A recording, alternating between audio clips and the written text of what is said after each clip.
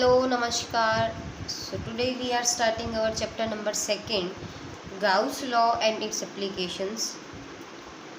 So first chapter के अंदर हमने देखा था कि कूलम्स जो लॉ है उसके अकॉर्डिंग हम इलेक्ट्रिक फील्ड इंटेंसिटी को फाइंड करते हैं. सो चैप्टर नंबर 2 के अंदर गाउस लॉ जो है वो भी क्या निकालेगा, इलेक्ट्रिक फील्ड इंटेंसिटी को ही निकालता है, उसी के बारे में बात करता है. बस डिफरेंस इतना है कि जब ज़्यादा चार्जेस की बात करते हैं, नंबर ऑफ़ चार्जेस ज़्यादा हो जाते हैं, तब कूलम लॉ है उसको लगाना बहुत मुश्किल हो जाता है. वहाँ पे हम कौन सा लॉ यूज़ करते हैं, गाउस लॉ यूज़ करते हैं. कूलम लॉ तब तक वैलिड है, तब तक आसानी से लग जाता है, वैलिड तो हमेशा रहेगा, तब तक आसानी से लग जाता है जब क्या हो, या तो एक चार्ज की बात करें या दो डाइपोल की बात कर रहे हैं, तब तक है कि वो आसानी से आराम से क्या है लग जाएगा और उसके अकॉर्डिंग हम इलेक्ट्रिक फील्ड इंटेंसिटी निकाल लेते हैं. पर जब ज़्यादा नंबर ऑफ़ चार्जेस की बात करते हैं तो हर एक के लिए पेयर बना करके अलग अलग कूलम्स लॉ लगा करके फिर सुपरपोजिशन किया जाए तो बहुत लंबा लेंथी मेथड पड़ता है. तो जो गाउस है वो एक शॉर्टकट मेथड है इलेक्ट्रिक फील्ड इंटेंसिटी को निकालने के लिए.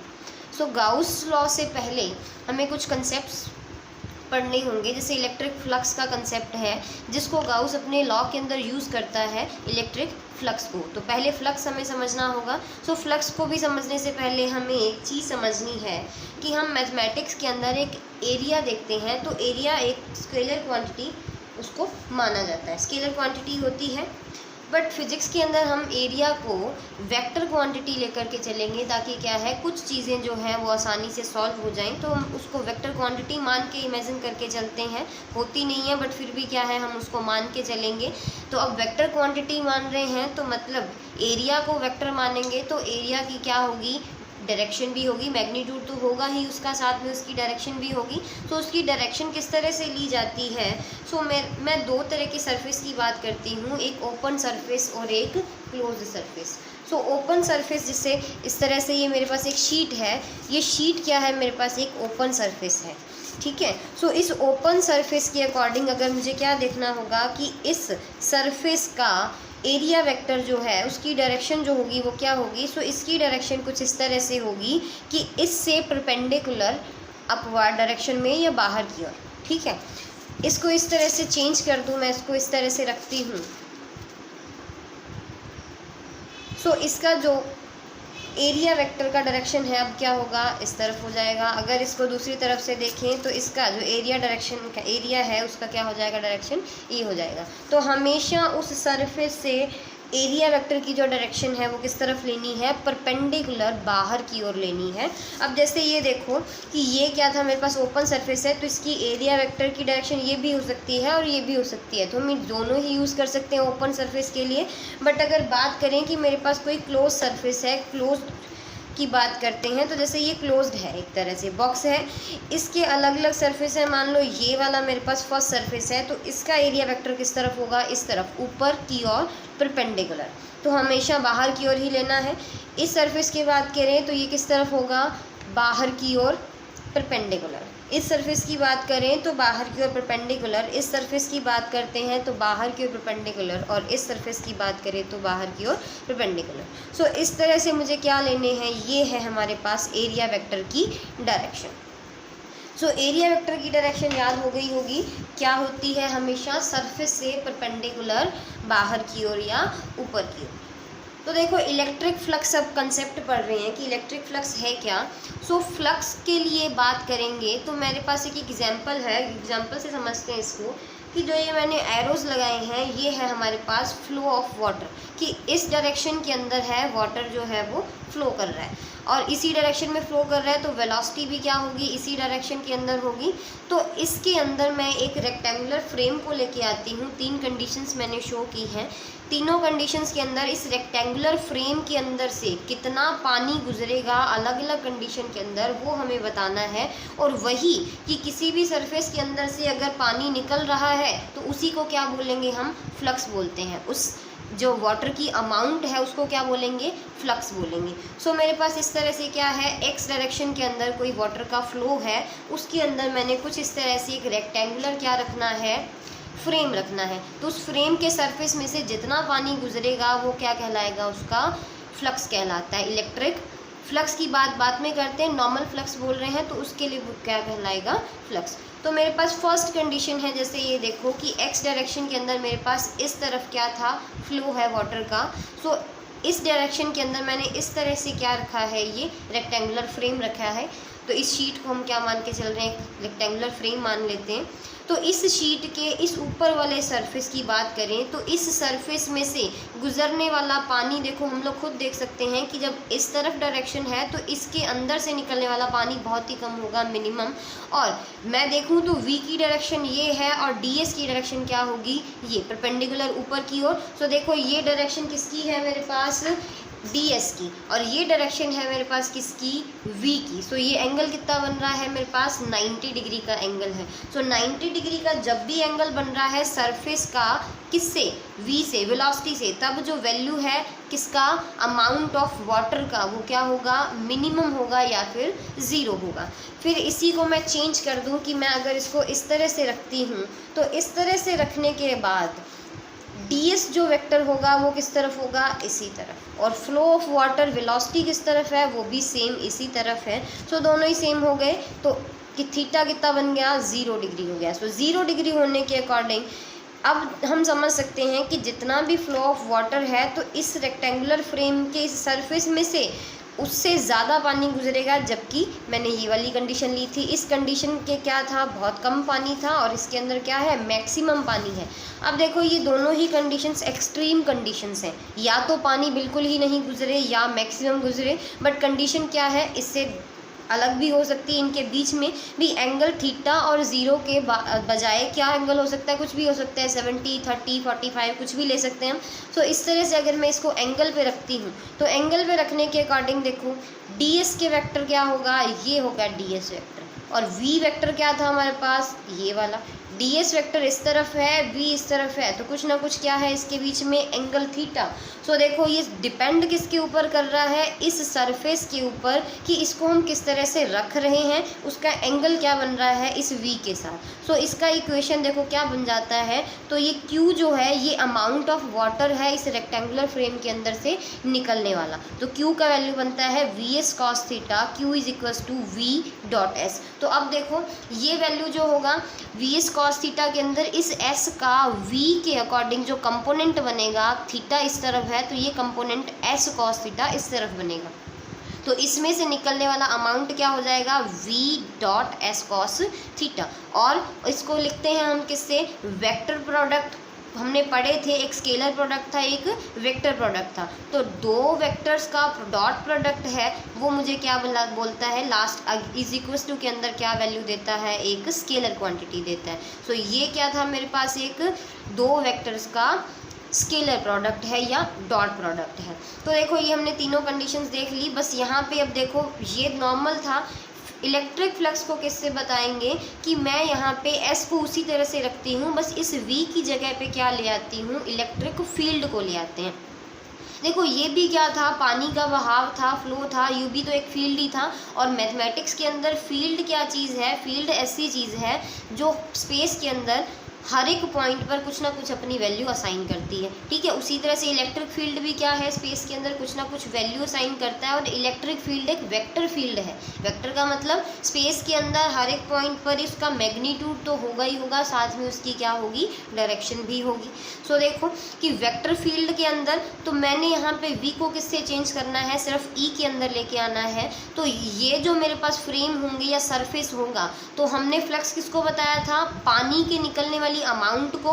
तो अब इलेक्ट्रिक फील्ड को ले आएंगे, तो अब फ्लक्स किसको बताएंगे कि इलेक्ट्रिक फील्ड को, ये एरोज है, इसको मैं क्या बोल सकती हूँ, इलेक्ट्रिक लाइन ऑफ फोर्सेस। तो जितनी इस सरफेस में से इलेक्ट्रिक लाइन ऑफ फोर्सेस क्या होंगी, पास करेंगी, वो क्या कहलाएगा मेरे पास, इलेक्ट्रिक फ्लक्स कहलाएगा। सो नॉर्मल सी थिंग है। सो इलेक्ट्रिक फ्लक्स मैंने बता ही दिया। उसी तरह से जैसे ये था, उसी ये भी क्या होगी, एक स्केलर क्वांटिटी होगी। और इसको मैं लिखूंगी किससे, फाई से। डी फाई जो होगा ई डॉट डी एस होगा। वी की जगह क्या ले आए हम यहाँ पे, ई ले आए, ई डी एस कॉस थीटा। और ये मैंने वही दो एक्सट्रीम केसेस लिखे हैं, मैक्सिमम और मिनिमम वाला। थीटा इज इक्वल टू 0 होगा तो cos theta 1, d phi is equal to E d s maximum. और केस सेकंड के अंदर theta is equal to 90 degree है, so cos 90 is equal to 0, d phi is equal to क्या आ जाएगा, 0 minimum.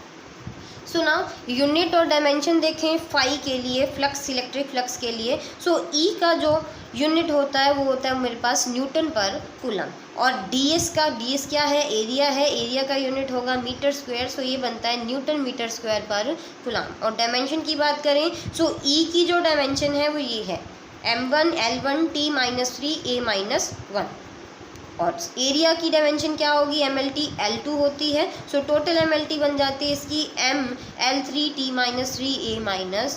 सो ये हो गई इसकी डायमेंशन। तो ये मेरे पास था टोटल इलेक्ट्रिक फ्लक्स का कंसेप्ट। सो इलेक्ट्रिक फ्लक्स का अगर मेन देखें कि क्या डेफिनेशन बनती है, सो डेफिनेशन एक तो इसकी ये बन गई कि इलेक्ट्रिक फील्ड और एरिया वेक्टर का डॉट प्रोडक्ट जो है वो क्या कहलाता है, इलेक्ट्रिक फ्लक्स। और दूसरी नॉर्मल सी थिंग है कि इलेक्ट्रिक फ्लक्स क्या होगा, किसी भी सरफेस के अंदर से जितनी इलेक्ट्रिक लाइन ऑफ फोर्सेस गुजरेंगी वही क्या कहलाएगा हमारे पास, electric flux. So next topic है हमारे पास चार्ज डिस्ट्रीब्यूशन। सो देखो इलेक्ट्रिक फ्लक्स को यूज़ करना है गाउस लॉ के अंदर, इन चार्ज डिस्ट्रीब्यूशंस को भी यूज़ करेंगे किसके अंदर, हम लोग गाउस लॉ के अंदर। सो इन दोनों ही टॉपिक्स को देखते हैं। सो सेकेंड टॉपिक है चार्ज डिस्ट्रीब्यूशन। ये भी 3 तरह का है, कितने टाइप्स का है, 3 टाइप्स है। First linear charge distribution, second surface charge distribution, और थर्ड वन है वॉल्यूम चार्ज डिस्ट्रीब्यूशन। सो देखो चार्ज डिस्ट्रीब्यूशन भी 3 तरह से हो सकते हैं। मान लो मेरे पास कुछ इस तरह से एक वायर है, इस वायर के ऊपर अगर क्या होगा, कोई ना कोई चार्ज डाला जाए तो वो क्या कहलाएगा, लीनियर चार्ज डिस्ट्रीब्यूशन। ठीक है, क्योंकि क्या है इसकी ऑलमोस्ट लेंथ है, ब्रेड्थ तो इसकी है ही नहीं, उसको नेग्लिजिबल मान के चल सकते हैं लेंथ के अकॉर्डिंग।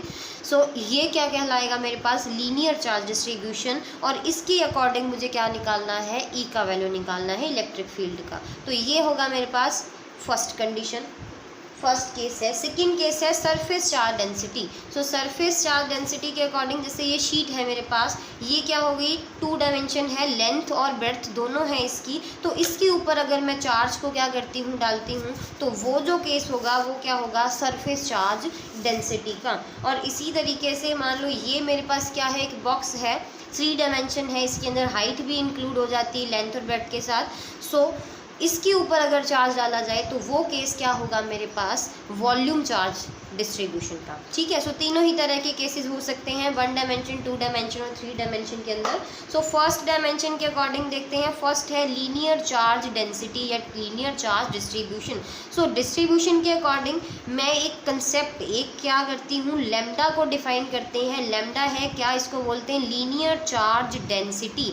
डेंसिटी का मतलब जैसे क्या है, हम m/v लेते हैं, वो क्या होता है, मास पर यूनिट वॉल्यूम। तो यहाँ पे क्या लेंगे हम, चार्ज पर यूनिट लेंथ ले रहे हैं। जब लीनियर की बात करेंगे तो एक ही डायमेंशन है तो लेंथ होगी, तो चार्ज पर यूनिट लेंथ जो कितना होगा उसको बोला जाएगा क्या, लीनियर चार्ज डेंसिटी लैम्डा।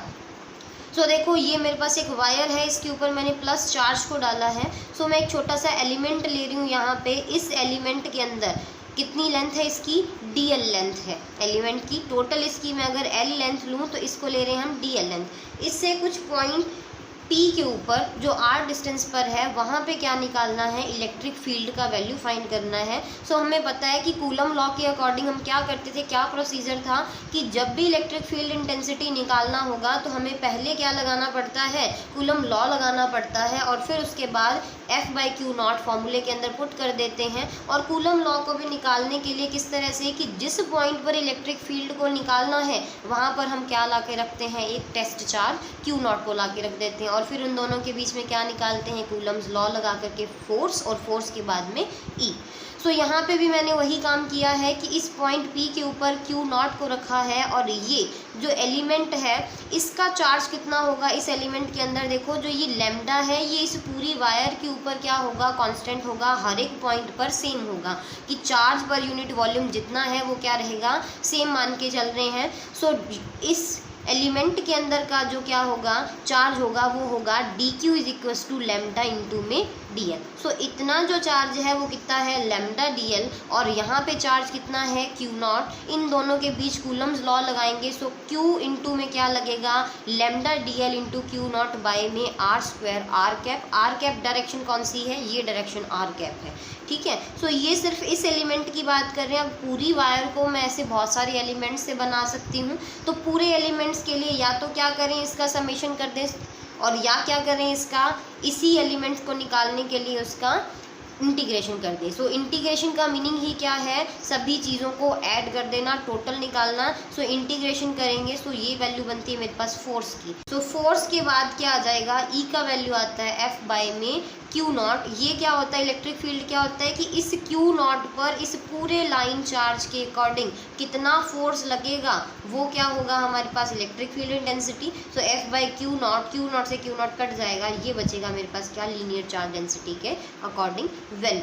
तो उसी तरह से सरफेस चार्ज डेंसिटी है, तो सरफेस के अकॉर्डिंग जैसे मैंने सरफेस दिखाया था, तो सरफेस के अंदर 2 डायमेंशन की बात कर रहे हैं। तो यहाँ पे जैसे लेंथ थी तो यहाँ पे क्या होगा एलिमेंट के अंदर एरिया होगा।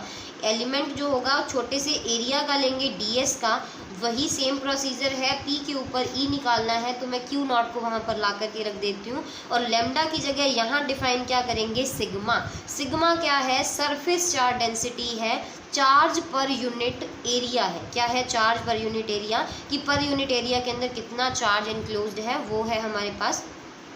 dq का वैल्यू जो होगा तो यहाँ से क्या निकल जाता है सिग्मा ds, मतलब इस एलिमेंट के अंदर कितना चार्ज हो गया सिग्मा इंटू में ds। तो सेम वही प्रोसीजर f का वैल्यू फाइंड करेंगे। सो सिग्मा ds चार्ज ये है, यहाँ पे q नॉट है और इनमें डिस्टेंस कितनी है r। तो कूलम्स लॉ लगाएंगे, r कैप फिर से सेम यही डायरेक्शन है r कैप, और फिर e का वैल्यू होगा q नॉट से q नॉट कट जाएगा तो यहाँ पे बनेगा k integration of sigma ds by r square r cap. और लास्ट है इसके अंदर third point volume charge density. So volume charge density के अंदर भी जैसे लैम्डा और सिग्मा डिफाइन किए थे, तो यहाँ पे क्या डिफाइन कर रहे हैं रो। रो क्या है dq बाई dv, मतलब चार्ज पर यूनिट वॉल्यूम। सो यहाँ पर भी क्या होगा इसी तरीके से मेरे पास क्या है छोटा सा एलिमेंट ले रही हूँ मैं अंदर इसके, उस एलिमेंट क्या होगा कुछ dv क्या लेते हैं वॉल्यूम लेके चल रहे हैं, तो dv वॉल्यूम के अंदर कितना चार्ज है वो कितना बनेगा रो इंटू में dv। अब रो dv चार्ज यहाँ पर है, q नॉट यहाँ पे है, कूलम्स लॉ लगाएंगे और फिर उसके बाद f बाई क्यू नॉट में फॉर्मूला पुट करके e का वैल्यू यहाँ से आ जाता है। सो ये था मेरे पास चार्ज डिस्ट्रीब्यूशन। सो इन दोनों ही पॉइंट्स को हम यूज़ करेंगे किसके अंदर, गाउस लॉ के अंदर।